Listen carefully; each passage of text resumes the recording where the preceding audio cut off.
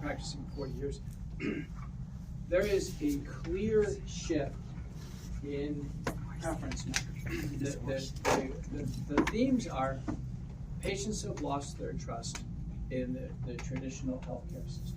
And it happened through COVID. Some have said it started to happen before that time, but there's an enormous fallout of trust. People have seen things that they didn't think could ever happen. They've seen their loved ones trapped in hospitals, sadly some have died. They've seen a rushed vaccine that didn't seem right to so many. Before we knew it, people were forced to take it and were losing their jobs, and the fallout has been tremendous. The FDA says for any intervention, any technology, anything that you do, there's basically 3 objectives: to try to help somebody feel better, function better, or survive longer. Feel, function, survive. So to the extent that you do that in your practice or your technology, you are accomplishing something that all regulatory authorities agree with. It counts. So that's the point. What you're doing counts. And I think the trend is going to be, I don't think there's a competition here. The trend is going to be a new way of thinking about it. I traveled to India several times. I was there recently. And one of the people in our entourage, his mother was sick, and he was telling me about it, and I was asking him, well, where is she going to get her care, or what's going on? And he said, well, she's at family level care. I said, well, what does that mean? He says, well, the family solves the problem, and then if the family can't, then it gets escalated up, and then it gets escalated up. And I think what's going to happen is it's going to be a lot of self-directed health and wellness as a base. And then when things get escalated to the point where someone needs a medicine or needs a surgery, then that's appropriate. But it's not going to be, minor ache and pain pill. Feel slightly bad, here's a pill. Here's another pill, another pill. I think those days are over with. People have lost their trust. This is what we know about, so we're basically done with COVID. The published studies suggest about 97% of people have already had COVID. There's a paper from Harvard that's frequently quoted that has demonstrated that. If someone's already been through the Delta and Omicron waves, if they get another infection, in a huge prison study published, 59,000 prisoners, 17,000 staff, 0 hospitalizations and deaths, 0. So this second or third infection, so if someone calls you, I got COVID, your first question is this your first time you've had it? Or is this the second time? Oh, it's the second or third time. Then your worry level goes down. There's a rare index case, and it's almost exclusively handled now with non-prescription approaches. Easily handled. Like I had a couple cases today, non-prescription things. Rarely would we have to, on the tail end, do something. So COVID is essentially over with. We're seeing these surges of scare campaigns with recent variants. I'm going to go on tomorrow on the High Wire and a bunch of shows to try to settle people down on that. The bigger threat has been these vaccines. Now, the vaccines, 75% of adult Americans took a shot. We know that from the COVID stage program. The CDC says 92%. Not true, because they were double counting some cards. It's 75%. The vast majority of people took the shots in 2021. This is early way. If someone's following the government narrative right now, directions, they're on their 7th shot. 7th. Does anybody here know anyone on their 7th shot? Anybody? Have you heard of any public figure who said they've taken 7 shots? No. So I was just on with former President Trump's daughter-in-law, and I posed that question. I said, do you know any public figure, hint, hint, your father-in-law or Biden or somebody who's taken 7 shots? Oh, no, I don't, Dr. McCullough. Oh, okay. So that is a tacit admission that people have lost their faith in these vaccines. What's the fallout? What's the fallout of the vaccine? The reality is the vaccine should have been pulled off the market in January 2021 after some bad things started to happen. But the bad things happened, injuries, disabilities, and deaths, and it just kept rolling. Then the cover-up began, and it got worse and worse and worse. And within 90 days, Pfizer had 1,233 deaths happen in their regulatory dossier. People were dying, the family members saying, my family member just died after taking your vaccine. They dutifully took the report, but nothing was done to stop this because they were under emergency use authorization. This is a national security operation. This is not a public health intervention. These have special kind of government, military origins, protections are considered countermeasures, and they were going to be given no matter what, to the nth degree. And they happened all over the world. There still is not a single country in the world that has pulled these off because of safety rules. So of the 75% of adults who took a shot in the United States, 94% of them took a messenger RNA shot. So we had Pfizer, Moderna, messenger RNA. We had Janssen for a limited time, which was an adenoviral DNA virus.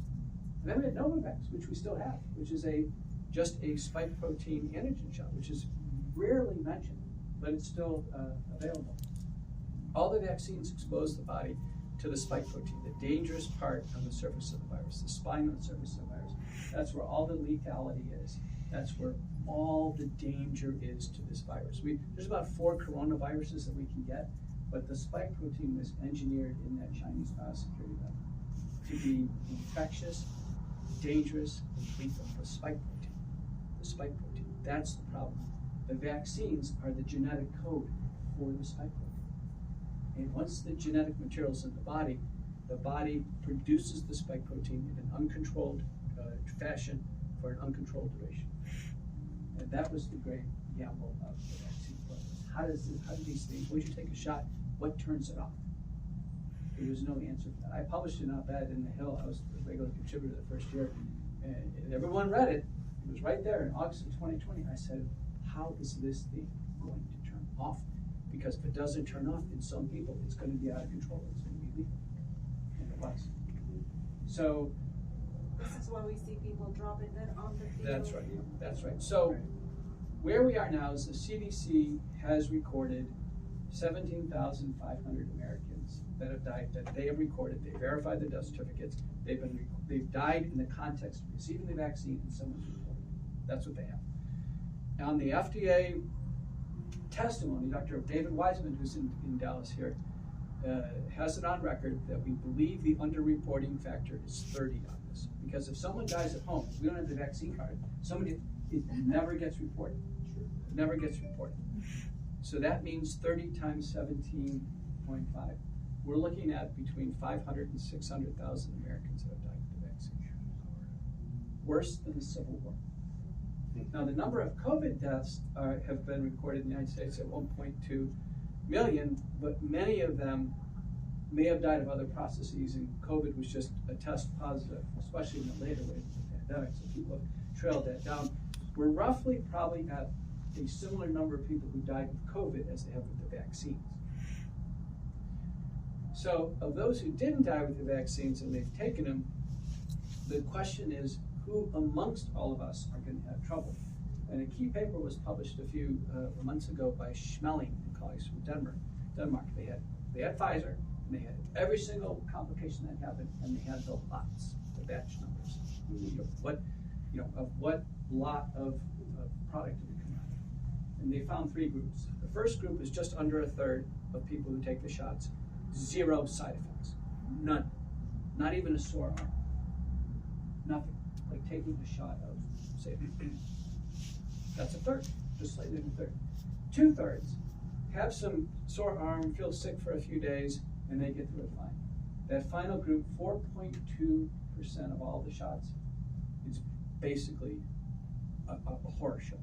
Blood clots, heart damage, strokes, neurologic damage. That is a very, very important paper. So that's one. So 4.2% of all the doses appear to be very problematic. The hypothesis is that because the vials under the EUA contract are not respected, no one knows the concentration of the messenger RNA, there's contaminants and there's problems. There's never been any FDA inspections. Pfizer and Moderna have not taken it upon themselves to do an inspection. The companies refuse to disclose the full ingredient list. No one knows what's in these things. That's worldwide. It's a very, very disconcerting observation. But it's 4.2%. The CDC data, when they had 10 million people on their cell phones reporting this, of those who take a shot, about 7.7% of Americans have to go to the ER or be hospitalized after a shot within a few days. That's how sick they get.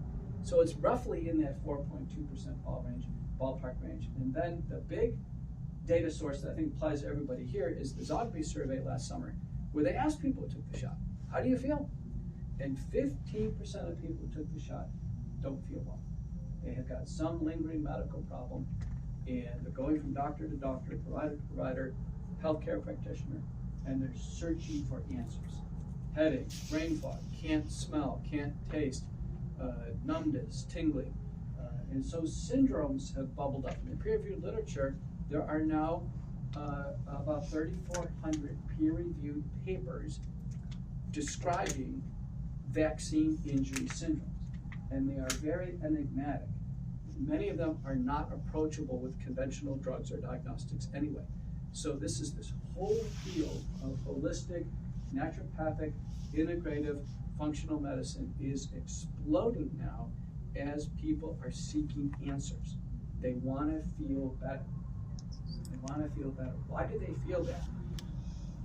Several papers have shown it. Recently, one from Harvard, Larkin is the first author, showing even a year after taking the shots, the spike protein is found in the blood circulating of those who have symptoms. The genetic material, as far as we can tell, is not broken down. There was a paper from Stanford showed women who are getting lymph node biopsies for other reasons. They found that the messenger RNA stuck in there completely intact. So the human body is not getting rid of these. Very disconcerting paper published by Li and colleagues from China, huge author list. 750,000 people who took shots in 2021 compared to 1.5 million who didn't take shots, and they had retinal artery photography and scans. Those who took the shots had micro blood clots circulating through the retinal arteries and retinal veins. Not everyone, but a small fraction, and nobody who didn't take the shots. You don't have that. The point is, the shots and the circulating spike protein is causing blood vessel damage, blood nerve damage, micro blood clots.